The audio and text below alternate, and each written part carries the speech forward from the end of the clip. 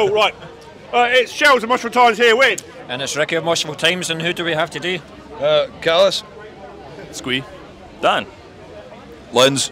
Jamie. Excellent, excellent. So you guys just played a set there at Badgerfest. How did it feel to come down to Manchester? I know this has been on the go for like a couple of years, and it's great to play gigs again. And in fact, I've seen you guys play a couple of gigs recently. You played Nottingham and you had Edinburgh as well, so how were they before you came down here? A good day. I mean, Edinburgh's always a good gig for us being hometown. Nottingham was good. It was nice to play Tap and Tumbler again. It's a nice wee venue. Yeah, you get good crowds? Well. Yeah, it was pretty good turnout. It's always nice as well when you turn up and there's folk already wearing your shirts. That's a nice one. Yeah. Puts a smile on your face. Yeah, I think everybody's just desperate for gigs now, so like what I think COVID's done is like they're going to be supporting the more local bands now, because they can't see the American or the European bands now. They're just going to support the local bands. I mean, you saw it here today, like 1:15, and the place was full for Tortured Demon, for example. Yeah. So there's a good scene here. Yeah, definitely. Yeah, I mean, the North England we seem to do really well here. Like the crowds seem to really like our stuff. Yeah. Obviously, they're into proper metal. Yeah. What you said about Southern England, right? We've not been down there as often, but when we play sort of south of Manchester, sometimes the crowds can be a little bit patchy. And Wales was great fun, but there weren't any Welsh people there. My wife's called Mavanry, so you know it's like about Welsh as you can get on that one. But she lives in the UK.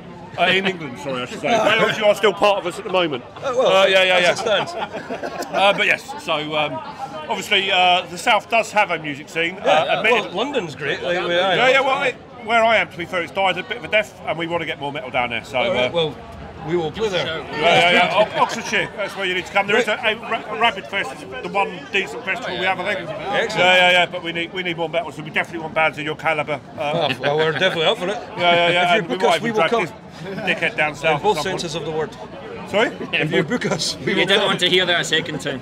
No, Bracken got it.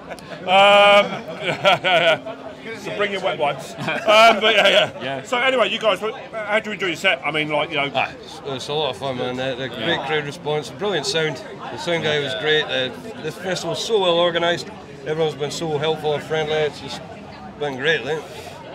You couldn't put a negative on it. We've been here the whole weekend, and there's not been one bad band or anything like that. There's been quite a few bands that have taken us by surprise. I'm like, whoa, this is good. So there's definitely, I think with Bloodstock as well, what it's shown is like there's a huge UK metal scene. Yeah. And I think it's been underappreciated for a while. Definitely. And I don't, especially like the people that make all the big decisions, don't seem to realise how deep the pool of quality is. Yeah. The unsigned amateur They go bands. for the easy club artists and all that rubbish rather than going for the proper decent metal. Exactly. They go for all that. Yeah, and covers bands and that, they all get the big gigs and get the big money. I started off in covers bands, and no disrespect to you all, but you seem bored to just me be fucking insulting you. silly. No, it bored me it silly. personal. I left it to come and work with proper musicians and Your words.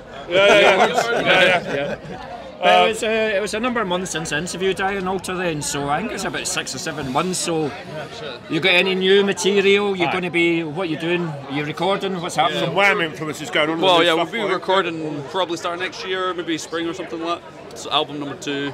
Got like a ton of songs, so we're just going to sort of narrow it down, pick the best ones. So have you got like 14, 15, you're going to play, Something you're going to like do that. like 8 or something? I think 8 or 9 probably for the album, so we got a whole team of songs we need to just... So you're going to do like a whittle couple down. of singles, a couple of videos before the album? I Like think what are we'll you planning? pick the whatever 9, 10, 8, whatever we're going to do for the album, and then we'll probably do a couple of singles, release them sort of staggered, and then release the whole thing later in the year. Yeah, cool. That's the idea, that's the plan. In an ideal world, be more than one music video, just like as many as possible. But He just likes his face in the camera, doesn't he? oh yeah. Close up with the sausage fingers.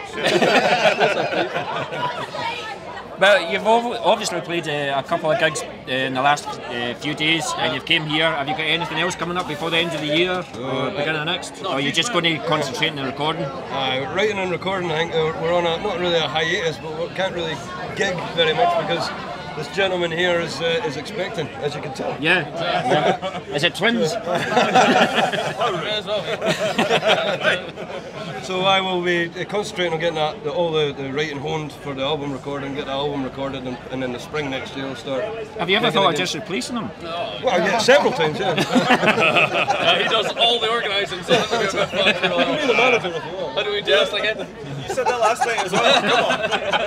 But that's the thing as well, like with COVID and stuff, has it made you look at the more business side of the band, like keeping your name out there, the marketing, the merch and stuff like that? Yeah, in a wee bit. Just to keep things rolling over, because when there was no gigs, we had to do sound. So It was quite good to chill out a little bit as well and just write stuff. Just We were just writing stuff. Thing is, you've ended up with a baby because of it, right? Yeah. Right. A lot of time on my hands. But yeah, I think personally, lockdown for me has made it so I appreciate the music that's there on my doorstep a hell of a lot more. And I think it's done that for a lot of people, and you can see here. It's aged me. Yeah. And so are you finding you get more bigger crowds on the gigs you're going to so fast it's come back out? Me and the guy from Dog Tired and another friend of ours who plays in the Dog Tired other band in Axer run a club in Edinburgh, and we put our first one on a few weeks ago, and it was absolutely ramped. It was crazy. And I think that's what it is.